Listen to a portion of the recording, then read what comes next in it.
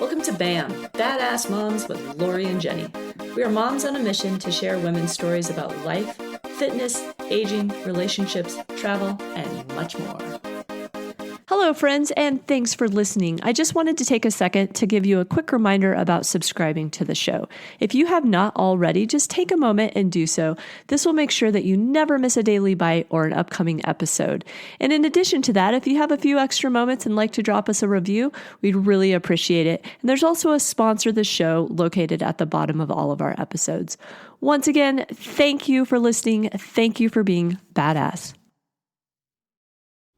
Hey, badass moms, time for your daily bite. And I wanted to share just something that I learned last week that I thought would be helpful. I was actually interviewing an addiction specialist, and she has worked with people who have suffered from addiction for the last 35 years. And she was sharing, I was telling her, about, how do you help someone who maybe doesn't want to be helped, doesn't see that they need help? How do you help support them, but not enable them? And how do you help them get the help they need? And one of the things that she said that honestly, it was hard to hear, but it was also super freeing. One of the things that she said is, you can't fix them. You can't fix it. You can't fix the situation. And sometimes, and I'm going to put this in quotes, if you could see me, I'm doing air quotes, but you have to let the bad thing happen. And of course, that's scary when you're dealing with something like alcohol, drugs, because, they could be getting behind the wheel of a car, right? There's a safety component there, but you can't be there 24/7. So she's right. You have to let the bad thing happen, and you hope that the bad thing is not that bad. But what I got out of this conversation, set aside the addiction piece, that was for, an interview. So that was very different context. But what I took from that was actually, when thinking about parenting, my kids are 18 and 21, so they're adults at this point. And although we do pay for, them still at this point in time, they are able to make their own choices, and they are able to decide how they want to spend their time a lot of the time. So my youngest daughter had shared something that she wanted to do, a decision that she'd wanted to make for the summer. And I wasn't too thrilled with it.